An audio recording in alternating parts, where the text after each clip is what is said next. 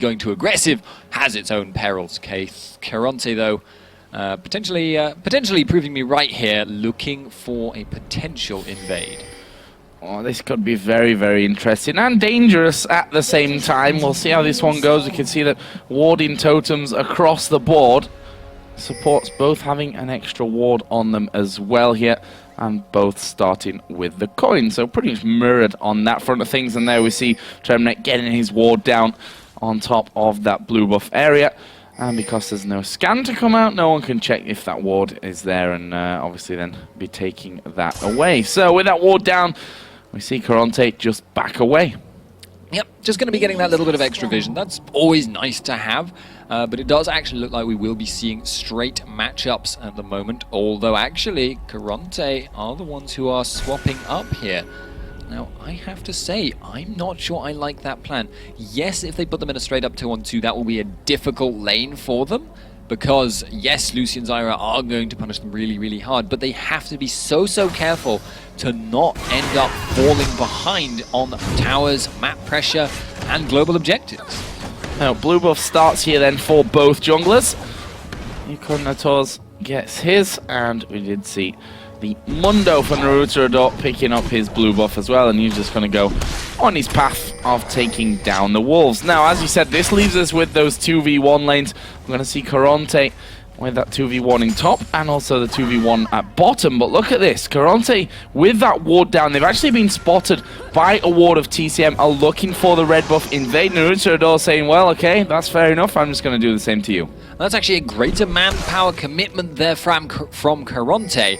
However, that does mean now that they are going to be able to potentially go for Jax. They do have the positioning if they want it. It would be a very predictable move, but Jax is not in a good situation. He's low on levels, and they know that Naruto will have gone for their red if he's been spotted out. So I'm actually a little bit surprised to see them not go for that that classic three-man dive. Looks like they're just going to go for a fast push here, to be honest. On this bottom lane, we see that those minions all being knocked through, and we'll see how much damage TCM can actually put onto this outer turret in the bot lane. And they've got a big wave of minions, and we see that Naruto just going to zone Dragon out as far as he possibly can. A ward going down there into the brush. Let's have a look at the top here, because Vi is coming along as well, and we'll see if Jax stays. Actually going to get stunned, but there's a counter-strike onto Eco underneath the tower, but it's Jimbones that's actually tanking. First blood comes down. Jimbones is going to die though. Credit to JWoww for getting something out of that one, but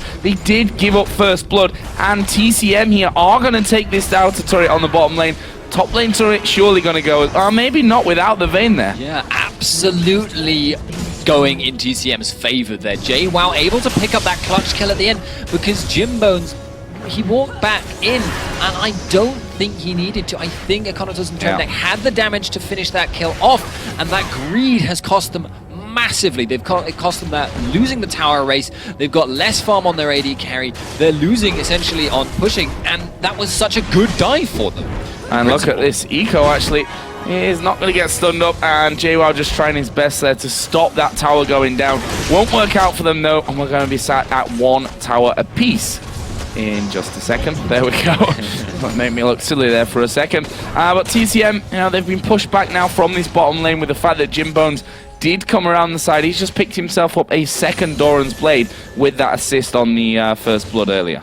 Yeah, Joe, I can assure you, you've never looked anything other than civilized, especially when shirtless. So Jax in that top lane now, though, is probably going to be able to just farm himself up. They could go... Okay, right. Dangerous. 5-minute Dragon. Dangerous. Naruto, the one tanking it up at this point. He's at half health. We'll have to see if they can finish this one off. That's a nice satchel actually going to knock them back. Grasping Roots landing in there, and there is the Dragon pickup, but Jimbones coming around the side. Naruto going to have to flash away from that one. Jimbones doesn't have the flash to follow through, but Barney D may be in trouble. Ignite goes onto him. He flashes away. Great Grasping Roots will stop them on that front. But Belgian Beast is taking the lazy path almost back towards that mid lane, and he's now going to be forced to flash away, but double flash coming over from Karont3. Belgian Beast only needs one more auto attack onto him to go down, or the Wheel of Doom from Dragon will do the job as well. There is no dodging the wheel, and Belgian Beast just wanted the mana for that satchel charge, but wasn't able to get it. Now, this is Karont3 actually taking advantage of the fact JWoww is freezing. This is costing Malphite by comparison, but Malphite by comparison isn't a massively farm-dependent champion, and the team is now going to be able to push this mid tower significantly. Are they going to be able to take it completely, though? I'm not actually sure. I don't think they are going to. Now, TCM actually getting onto that one. Jimbones did take a bit of a hit there from the tower, but they're going to stick around here with 4 men in this mid lane. Actually, I'm just telling you a lie because Econ has already gone back. He's going to be recalling himself. And I just said, JWoww freezing this lane out. He's 21-5 CS now over Malphite. So that's a great little start to this game for him. Yes, indeed it is. I've got to say, actually, though, right now, the gold is going in the favor of TCM. That isn't too surprising given how this game has been going. That fast push early on and the slightly screwed up dive in the top lane earlier on for Karont3 is kind of costing them on that front. But Karont3 have been able to not lose massively in that early game, and Vayne is picking up a decent bit of farm here. Is 0-1-2, unfortunately for her, not picking up the kills. But she is getting farm, and that means she's going to be a very significant teamfight presence come the mid-game. Doing a decent job on that front, but Matroko got the lead at this point and is ahead on that one. Picking himself up actually the Ruby Crystal in there with the long sword as well after that Doran's Blade start. Yeah, going for a Trinity Force build there on Lucian. That's very understandable. It's a common thing to see done. He's a fairly bursty AD carry, suits Trinity Force quite well. Although I will say, my personal preference for Lucian is actually that Bloodthirster first build. I just feel like having that sustain really suits Lucian's playstyle down. And it can, lifesteal is very important in all this. Oh, Jimbones there getting hit by the Grasping Roots. That's going to cause him to take roughly half damage to himself. And the mid lane, Orianna did get blue buff, as has Ziggs. Belgian Beast got that one under wraps. And look at this, they're actually going for that red buff. So Naruto saying, you took my red at the start of the game. Now it's time for a bit of payback since you forced me to go onto that bottom side of the map, and we're going to take yours away. The question is now whether Vi will react to this by going to the top side and taking the TCM red buff. I'm not sure that it's really got the time for it now. She doesn't dare because JWoww is in the area. He's pushed Malphite back. So if that were to be the play from Karont3, all TCM would have to do is just move JWoww in, and then Malphite would be forced into a situation of choosing between losing farm to tower or being in the place to fight for that, only for an equal fight over that red buff. So awkward situation, and nice call by TCM forcing a lose-lose situation on Karont3. So, wards. Minions pushed out here on the bottom lane. There was a ward put down as well, so I wasn't totally wrong with that one. Barney D just putting one into the tri-bush, and Belgian Beast is going to die in that mid lane. Good call on that one, because I was in my own little world for it. Naruto actually popping his ultimate here to get into this one, and to be honest, they both decently low at this point. You can see they're like, nope, let's get the speed boost and just get out of here. Yeah, and I actually want to note, just now, there was something very close to a dangerous situation from Matroko. He was condemned, and I swear if it had been a poppy charge, he would have collided with the wall, because the collision detection on that thing is messed up. He was so close to a potential all-in there, but as it happened, didn't happen. And that just means that now he's hit level 6, so it looks like Karont3 are going to kind of have to just bite their tongues and stay pushed back for a while. Naruto, you've done a lot of damage to this middle turret.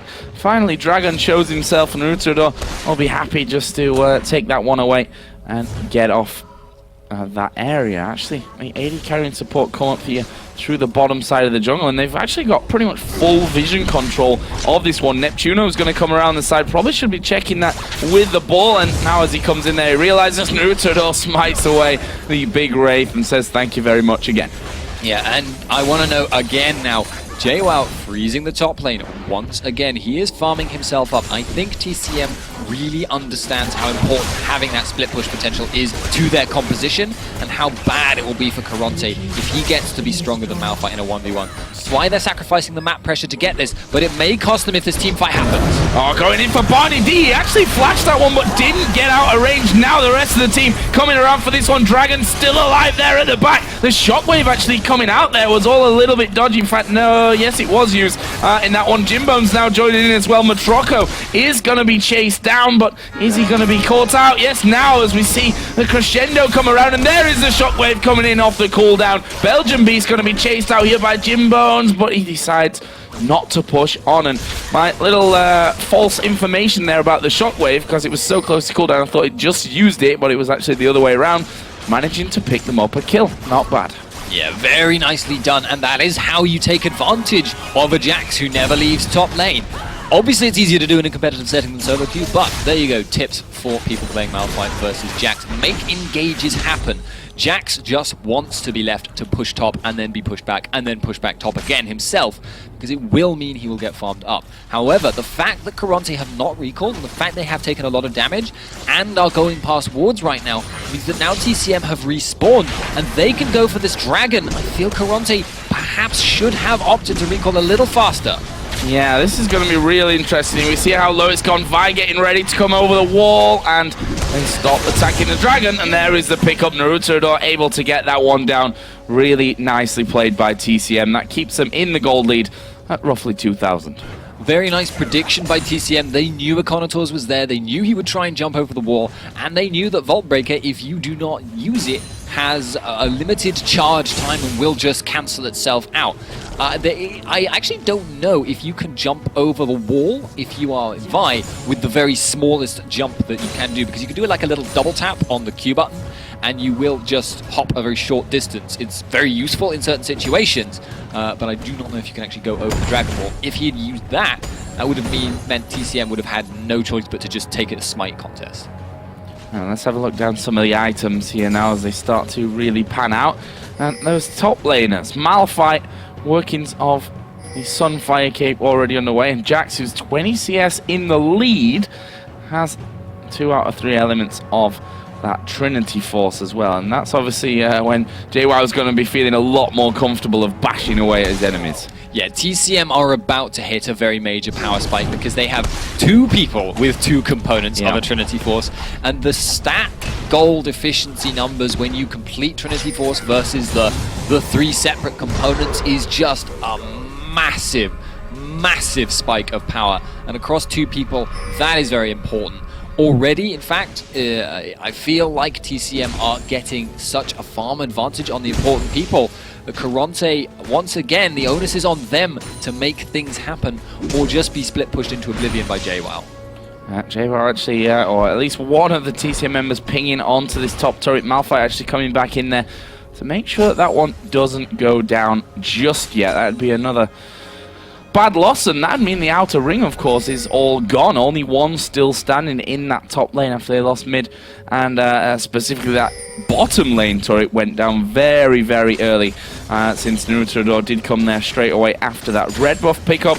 But up until now, you know, it's a decent little lead for TCM. And as you said, once his Trinity Force, for example, is finished out there for Lucian and Jax, then things could get a little bit more dangerous for Karont3. Yeah, indeed, but nice usage of the... Wow, perhaps a slight overcommitment of the wave clear there by TCM. He got 1 minion for it, though. So it's nailed it. Done. Right, okay, so perhaps, I mean, it didn't really matter, but it would have actually probably been better to reserve one of those ultimates in case a fight now breaks out, but it's very unlikely a fight will actually break out because obviously both teams are just going to continue on as per usual. JWoww in the top lane, though, now is actually looking to farm behind the tower of Malphite, which would very slowly actually erode the tower by minion waves. Now, he's going to be like, there's a bit of the jungle left here. I won't mind having that. Always a bit of a bonus for him coming in.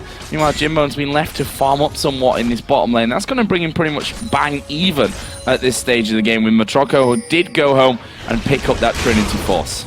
Yeah, it's going to mean basically right now not too big of a difference right now.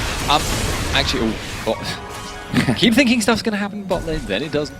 But as it happens right now, as soon as JWoww goes back, I think he's going to be stronger than Malphite in that top lane. That is an alarming thought for Karont3. And actually the fact that Dragon is now spending a lot of time in the top lane means I think they're aware of that and they want to make sure he gets his farm, he gets his experience and keeps himself in contention. But I think it's not going to matter once JWoww has the Trinity Force, because the way the mechanics of that lane work, having that little extra burst of damage from the Trinity Force proc actually is very important for punishing when Malphite shield is down. At the moment, TCM, though, are just content to farm it out. And this is actually what we saw yesterday, I believe, when they were playing against another team who some would consider beneath them, but actually they're going to be fighting. Yeah, there is a crescendo, actually whiffed completely. Naruto pulled in by the shockwave. Jimbones in the bottom right is having a go at Barney D as well, and there is the single kill. Bomb comes down from Ziggs, but there's a flash from Jimbones. He gets the kill, but again, he's underneath the tower here. Belgian Beast will come back with that one, and now the culling from Matroco comes in the side. There's no tower there for them. Will they follow on? Matroco will dash in there. One more hit will do it. He gets the finisher there, but now Malphite coming down from the top lane. That is a kill onto Lucian, but they picked up another one in the mix of that one, and now the stun, no, flash away from Dragon will get him out to safety. So in the end, a 3 for 2. Yeah, and TCM once again are the ones coming out on top in this situation, potentially going for the dive. That burst, man. Oh. Bomb just trickling off to the side of that one. Belgian Beast just jumping away with that satchel charge, and that was very, very close to him going down. And we saw how hard JWoww hits here, and that's without that Trinity Force finish. He's actually got 2,200 gold now, so that's going to be done here for him as he comes back out of the base. Yes, indeed. Trinity Forces all around. Freak would be very, very proud of the situation. And indeed, it is the winning team, or at least the currently ahead team, that is building more Trinity Forces. So there you go, a rule for how to win at League of Legends. More Trinity Forces, always good. That's Trinity it. Force hat. And Eco now sat up 4-1-2 actually on Vi, certainly not having a bad time of things. Gone for the Aegis. What do you think to that here? We've been hearing a few rumors around that on the jungler, maybe not as strong as we saw in previous patches these days. Yeah, I think it's partly because your jungler wants to be as selfish as possible with his items and make sure that, especially if it's an initiating jungler, they're not just going to get bursted out. And if they're a damage dealer, that they get the multiplying effect of damage scaling. They are going to be potentially fighting over this dragon here. Will they be able to steal it? No, they won't. Eco going in there actually manages to avoid the grasping roots as the shockwave only hits Naruto. Eco off to the side here, gets the shield as well, but JWoww diving in from it. But here comes Malphite from the top side. This could change how this fight goes, but is he going to be able to get in there? In the end, he's pretty much just sandwiched out of that one, being all alone on that top side.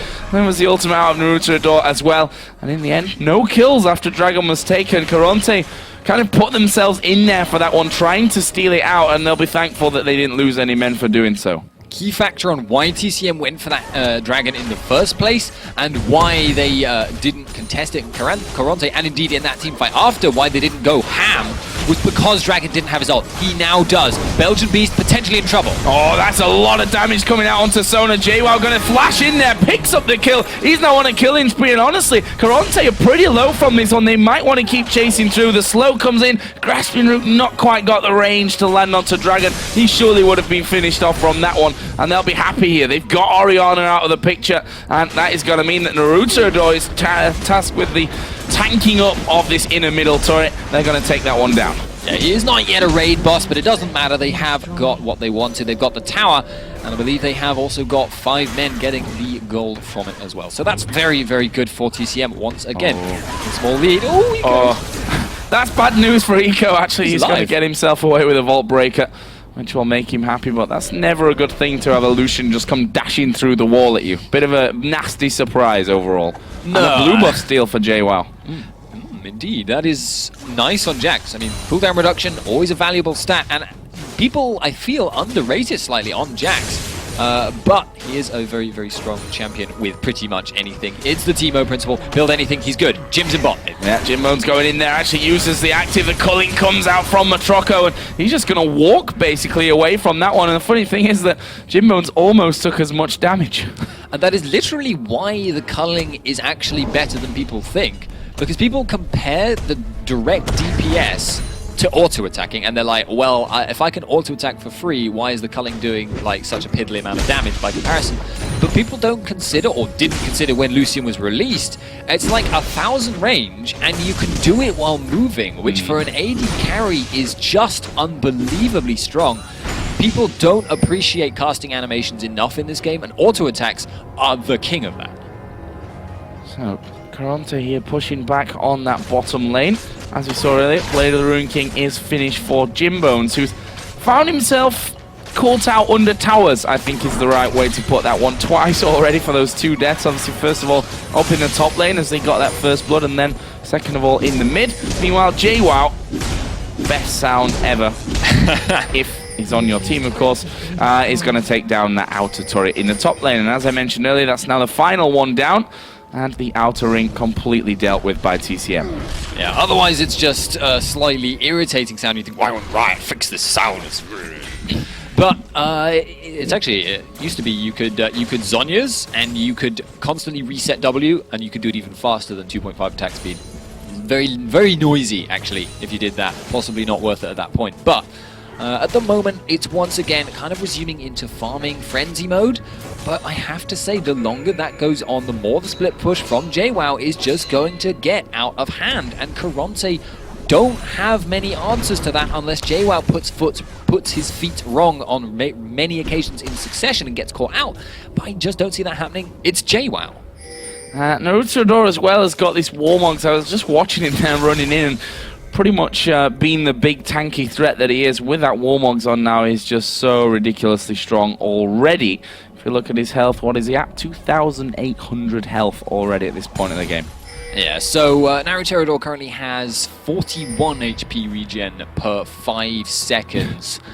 It's quite a lot. Yes. On the scale of health regen, that is getting up there with Baron buff on normal people. Mundo being that way, though, is just kind of what he does. He is the regen king, and at the moment, the regen mastery is kind of strong. So, really, really strong on him. But will Karont3 be able to get an engage here? They could potentially, because Lucian is a long way off. Yeah, Eco actually going in for this one, and the Assault and Battery comes down onto Barney D. They've used the Shockwave as well on the support here. We'll see if that comes back to bite them as JWoww joins in. There was the crescendo. JWoww on his own here against 3 men. Needs to be careful. Unstoppable Force was used. Dragon going very, very low. JWoww is still alive from this one. Finally gets himself shut down as Belgian Beast decides he's going to chase down Eco. Is he going to be able to get the finisher? Yes, he is. Meanwhile, in the mid lane, Jimbones, sorry, it was Neptuno in the end, actually, that did kill off another one. The bomb not going to come in, and Jimbones now may have got himself another one. Belgian Beast actually flashed directly there as the attacks were coming in onto him. Well, Karont3 going low, but crucially picking up 3 kills. Yeah, Belgian Beast there showing his ballsy playstyle by going in at the end looking for the kills rather than thinking, I'll just use my wave, I'll use my wave to clear my ult. Use his ult to clear the wave. As it happens, though, didn't get the kill, so lost the tower. I can understand going for it, though, and it's really not Barney D's day, by the way. I think I've seen him flash now twice to get out of major CC ultimates, only to then just be hit by them anyway, which is good prediction, I guess, like Karont3.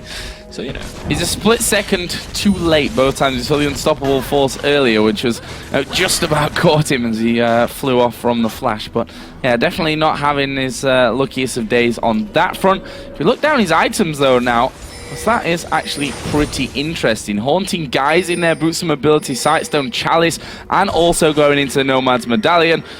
This is what I really like to see in the new patch, that we are getting some more diversity from those items. Yeah, although we are seeing a lot of Haunting Guys, but this is a gank on the bottom lane that could well get turned around. They are committing hard. Jimbone's getting exploded from this one. There is the culling coming in, but he's managed to walk away from it. They go now over towards Matroco. Eco may have gone a little bit deep. He's trying to get away without being slowed down. Vault Breaker will get him off to the back. There's the ball. Shockwave lands onto Barney D. He'll be happy to take that one for the team, and Matroco does finally take out Eco, and now Naruto is going in. There's a flash away from the briefcase. He knew that a slow probably would have ended his life, and TCM, funnily enough, coming down for this one, picking up that kill onto Eco. That's going to set them up nicely for the Dragon. Another Dragon going TCM's way. A big, big fight there, and actually that was the power of the rushed Crucible that we've been seeing a lot of from these pro supports, especially on Sona, who absolutely adores the mana regen she could never have in Season 3. Getting that ability now to just save an AD carry, it saved Vayne there, is really, really powerful, especially against teams which are reliant on bursting you. But in the end, it goes TCM's way in spite of that, and that was just the power of having more people in the area at the start of the fight and getting the burst on the crucial targets early. Well, Karont3 not in a bad position here. I mean, 12 to 8 up in kills, but if you look at the objectives, they're all going TCM's way, and that's something that Karont3 really need to fix, and as such, are pushing this bottom lane out. They've been trying for quite a while now to actually finish off that outer turret in the bottom lane. Looks like this time they will finally do that. Yeah, there's a bomb, which may say no. They can tank it. Yeah. Just go. Yeah, there we go. So, they're going to be picking up that gold. That's nice for them. There's a blue ping on Baron, actually, but it doesn't look like TCM are going for that. They're going for Econotaurs. Yeah, and he might be in trouble here if that lands onto him. We do see that land. There's a stun as well coming in from JWoww. Hammering away. Vault Breaker comes down, but you're not going to be able to get away from that. JWoww actually flashed, which I thought was a little bit overkill, but either way, gets the job done for them. And TCM, they weren't just pinging that Baron for nothing. They're going for it. Yeah, understandable at this point because a lot of members from Karont3 recalled and TCM know that. Plus, because they have Mundo, that percent-based damage, they have JWoww, they have Jax, they have that huge sustained damage if someone doesn't run away. They just shred through Baron with that team composition. I mean, I think I need to adjust my scales because I keep saying people clear Baron very fast, but it seems like almost every team comp that gets picked nowadays clears Baron really, really fast, and it's a priority actually in camp select. Yeah, there's a big amount of gold as you'd expect after that coming in as well. I mean, JWoww, he's got that Blade of the Ring King, he's got the Trinity Force in there. Like, that's already his big 2 items that's making him very scary. We also seen the Rabadon's Death Cap added in, plus another Blasting Wand on top of that Athene's Unholy Grail for Ziggs as well. Meanwhile, the last Whisper almost finished for Matroko's Lucian. Yeah, and I think JWoww is hanging around now waiting for another item. I'm actually a little curious what he's going to go for. Typically, I would expect him to start building a GA, and indeed are the 2 components of GA, in order to give him, in addition to his split pushing, because he can now do that very, very effectively. He can out-sustain Malphite's damage and constantly apply pressure that way. He now needs to be able to exert a little bit more pressure in a teamfight situation when he arrives there, because he's quite squishy for a bruiser with that GA. Jump in, die, and then get back up again and be ready to teamfight again whenever his GA comes back up. He can spend the rest of the time split pushing. Now, bottom lane was just forced out there by Karont3. Jinbon's actually keeping up in CS pretty decently throughout the times that he's probably been a little bit more bullied than he wanted to be. Obviously, we did see him dying a couple of times as well. We'll see how this late game Vayne really works out for Karont3. I mean, it only needs 1 good ultimate, of which they've got 3 off to get things started. Yeah, it's the cat and mouse game, very reminiscent of what we saw with Copenhagen Wolves last game, where neither side, this time it's very much a game where TCM do not want to be engaged upon pretty much, period. They are just going to be relying on split pushing to make sure that Jims never gets the chance to tear through them with that team fight, because Karont3 definitely sacrificed a lot of map presence in their team comp. Speaking of getting caught out, wow, that flash there actually getting him away from the assault and battery. I'm not sure that's supposed to happen. That must have been some incredible timing, because you would have to, I suppose, if you flashed at the exact instant that the knock-up effect on assault and battery procced, you would move, but the proc would have happened, so the chase wouldn't continue, which is interesting mechanics and very good usage. Wow. Yeah, Culling coming out there. Oh, plus the bomb as well. Yeah, Naruto can tank it up, that's for sure at this point, as they go straight on through. Grasping Roots lands onto Dragon, but he's not the target that they came for here. They want this inhibitor, and they're going to take the inhibitor here and just back straight out. Yep, easy as you like with the Baron buff, with the Baron regen. Look at Naruterodor's health. It's just 22, 22, 22, 22, 22. It's going up very, very quickly, and that is a massive amount of regen. That means he can now afford to tank the tower again, or just be around and ignore a lot of poke. Yeah, basically ignore everything that comes his way. I think they'd need to throw every ultimate at him at this point to actually do that much damage to him. You can see just regenerating everything up as he goes. Not even a problem for him. Yeah, he really does not care about damage at this point. That is incredibly difficult to deal with. Maybe Vayne in a very protracted fight could chase him down, but obviously not a possibility right now, because TCM have really good disengage, really good kite, and Vayne is just not going to be able to get in on these fights unless unless Karont3 can get to burst down a major squishy in one go. That was a good shockwave in theory, but actually just does no damage to it at this point. We saw the crescendo coming out straight after, and that was completely whiffed, and TCM, they're just going to go straight back in for this one. Yeah, they know that the Wombo combo isn't available anymore, but they're going to go in anyway. Oh, Assault on Battery actually taking him right to the back. They focus on Matroco, but he's not really taking any damage from that either. Dragon here is going to be taken down. He's the tankiest of all the members in that team as they call in, and the bomb come together. One more hit. Where's the briefcase? Nope, there's a shield from Orianna, and that turret is going to fall either way. Look at Naruto, is it half health still? He just doesn't take damage, and if he does take damage, it goes away very quickly. I completely missed that Vi was still alive from this one. JWoww, can he get to the ward? Yes, he will be able to jump away. Is Eco going to get this one right? Actually, he decides, you know what, I'm going to have to back away from things, and Vayne came around the side. So I didn't only miss the start, I missed the ending to all that as well. Best cameraman EU.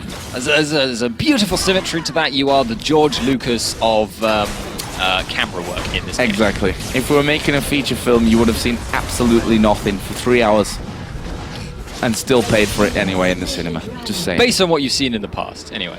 So, enough of my film preferences here, but Karont3, they are really now up against the wall. They are a long way behind on gold. The team fights aren't working out like we saw before. They weren't able to coordinate off a brilliant shockwave, by the way. That was amazing. If they had layered all their ultimates on top of it, they could have won that fight in spite of the gold difference, in spite of the Baron buff.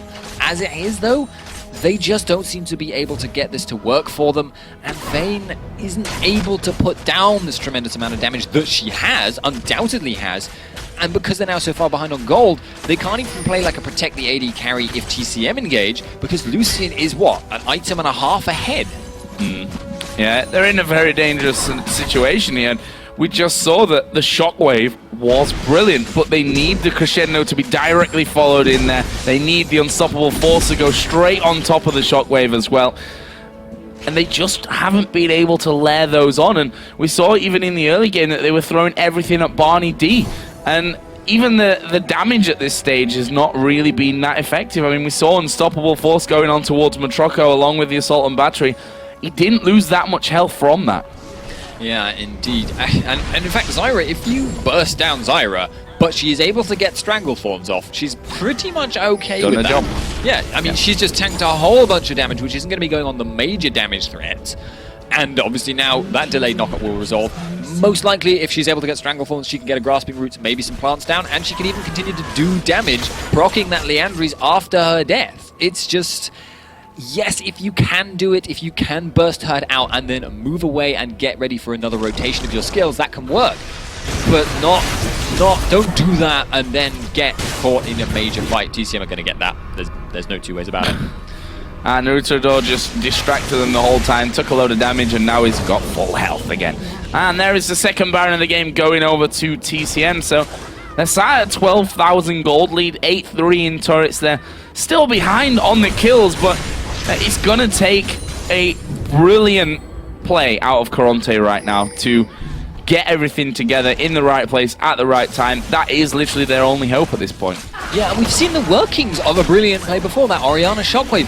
If they could get a shockwave like that and layer everything, it could work, but I just don't know. There was the assault and battery. Naruto, though, at the back of them, is just doing so much damage, being so annoying. Shockwave came down onto JWoww alone there, and that is just not what they're going for. Bomb will land there onto Tremnek. That's going to force him to back away. Inhibitor goes down. They can tank up this inhib turret, no problem with Naruto, and this should leave them without a single inhib left. Yeah, double super minion waves is not something they can really contend with, especially when they're already so far behind.